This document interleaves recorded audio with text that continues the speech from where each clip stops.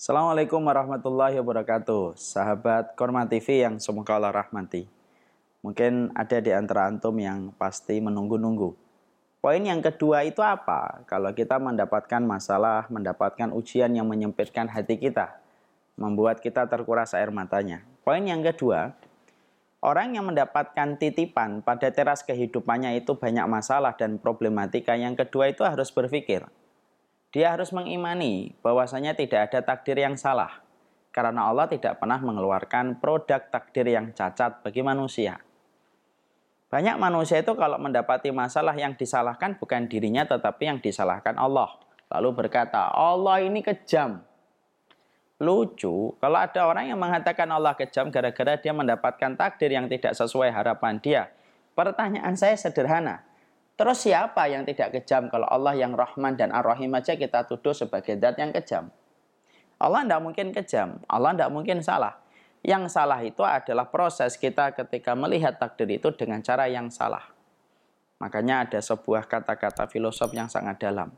Kalau kamu melihat semuanya itu tampak hitam, sederhana. Lepaskan kacamata hitammu, maka yang hitam pun akan hilang. Dan akan kelihatan warna-warni apa yang kita jumpai. Karena yang membuat hitam itu bukan karena pemandangannya, tetapi cara kacamata kita melihat itu hitam. Makanya orang yang mendapati masalah, itu pastikan bahwasanya tidak ada takdir yang salah. Karena Allah tidak pernah mengeluarkan produk takdir yang cacat. Sambilkan satu analogi yang sederhana. Analoginya begini. Kalau ada seorang yang terluka kakinya, dia datang ke dokter. Lalu dokter memeriksa bahwasanya pasien ini terkena tetanus dan ternyata sudah dibiarkan selama 1 bulan. Sang dokter memeriksa, lalu sang dokter itu berkata, ini harus diamputasi. Perhatikan kata amputasi ketika didengar oleh sang pasien. Pasien ketika mendengar kata amputasi itu pasti konotasinya adalah buruk karena dari 2 kaki menjadi 1 kaki. Tetapi bagi sang dokter, kata amputasi itu adalah kata yang baik. Karena kalau kakinya dia tidak diamputasi, maka infeksinya akan menjalar ke atas dan bisa menyebabkan sakit yang bertubi-tubi, berlapis-lapis dan menyebabkan kematian. Kita cara memandang takdir kalau ada sesuatu yang buruk, kita ini cara memandangnya persis sebagaimana pasien ketika mendengar kata amputasi. Padahal amputasi itu bisa jadi adalah solusi dan kebaikan. Makanya yang kita lakukan itu apa? Tunggulah di ruang tunggu pada ruang kehidupanmu supaya nanti Allah akan memberikan apa yang terbaik setelah kita diberikan kesulitan oleh Allah.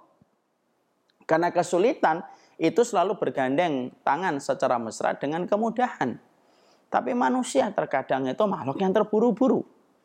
Kita lihat Rasulullah itu ketika diusir dari kota Mekah itu tampaknya secara penampakan mata kelihatannya Rasulullah terdolimi dan itu merupakan sebuah bagian masalah. Tapi justru terusirnya Rasulullah dari kota Makkah kemudian menuju ke kota Madinah, justru kota Madinah itu memberikan solusi dan memberikan jalan keluar atas seluruh problematika yang dihadapi Nabi di kota Makkah. Makanya orang kalau mendapatkan masalah, yang dilakukan pertama kali itu pastikan bahwasanya Allah itu tidak salah. Kalau kita sudah mendapatkan masalah kok tetap menyalahkan Allah, berarti double masalah yang kita hadapi. Kita masalahnya tidak terurai, kemudian kita menyalahkan Allah. Dan Allah kalau disalahkan, berarti kita salah mengambil musuh ketika Allah sudah kita tuduh sebagai zat yang kejam. Hanya gara-gara kita mendapatkan suratan takdir yang tidak sesuai dengan kehendak kita. Makanya pastikan orang kalau lagi mendapatkan masalah itu, membersihkan hati dan prasangka dia bahwasanya yang salah bukan Allah tetapi di balik suratan takdir yang dia jumpai pasti ada kebaikan. Cuma harus bersabar menunggu kapan takdir yang terbaik itu akan diberikan oleh Allah. Saya ada sebuah kisah nyata yang pernah saya baca. Ada seorang raja pagi hari kita ilustrasikan ini mangga. Dia kemudian ngupas mangga. Ketika ngupas mangga, maka terkena kupasan itu terkena kepada jempolnya dan hampir putus tangannya. Ketika hampir putus, dia cerita kepada Perdana Menterinya. Lalu Perdana Menterinya langsung berkata, kenapa sang raja? Jari saya mau putus. Lalu sang Perdana Menteri berkata, fihi khair, insya Allah di dalamnya ada kebaikan. Sang raja marah, bagaimana dia mendapati dan menjumpai Jempol tangannya mau putus, tetapi sang Perdana Menteri mengatakan fihi khair, di situ ada kebaikan. Akhirnya dipecat sang Perdana Menteri dan dijebloskan ke dalam penjara. 2 hari, 3 hari, sang raja ketika jempolnya mulai membaik, dia akhirnya berburu. Tidak banyak mengajak orang, cuma beberapa personel dari tentara ajudan bawahannya. Mereka berburu sampai keluar jauh dari wilayah kerajaan tanpa mereka sadari saking asiknya mereka berburu. Ketika mereka asik berburu, perhatikan. Tiba-tiba mereka digrab sama kemudian satu suku yang mereka itu masih menyembah kepada patung. Dan karena jumlah personel mereka sedikit, mereka akhirnya kalah. Yang disisakan sang raja. Ternyata suku ini adalah suku yang masih menyembah kepada patung dan dewa dan suka memberikan pengorbanan kepada patung dan dewanya.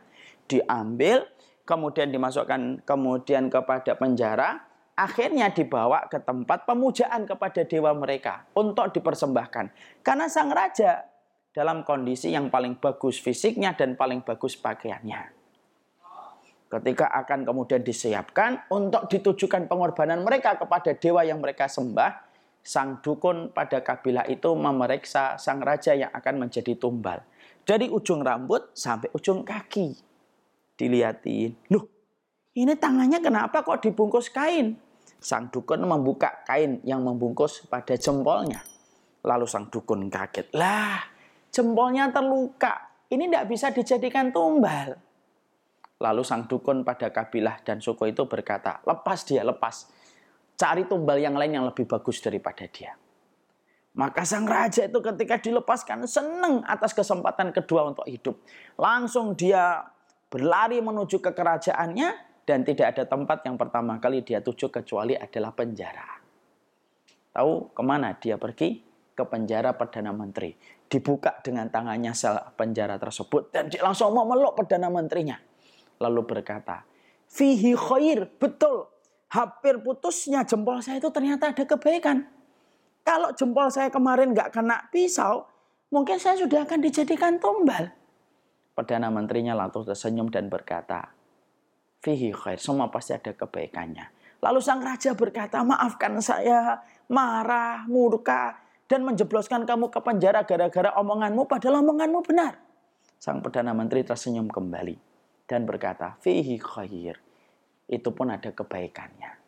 Lalu sang raja bertanya, loh apa kebaikannya? Aku jebloskan kamu ke penjara. Apa kebaikan ketika kamu berada di penjara? Sang Perdana Menteri lalu berkata, coba sang raja kalau tidak marah dan tidak menjebloskan saya ke penjara. Mungkin sang raja akan ngajak saya berburu. Dan ketika berburu kita ditangkap oleh suku tersebut, ketika kamu tidak jadi dijadikan tumbal, pasti mereka jatuh pilihannya kepada saya.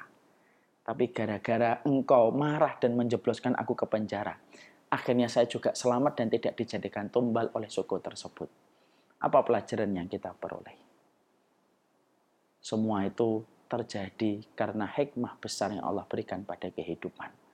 Pastikan itulah yang menjadikan kita harus memahami orang kalau kemudian mereka itu dalam kondisi mereka mendapatkan satu hal, pastikan bahwasanya itu pasti ada kebaikan yang kita peroleh. Semoga Allah memberikan keberkahan atas apa yang kita dapatkan. Poin yang kedua, tidak ada takdir yang salah, tetapi yang salah adalah cara kita membaca takdir.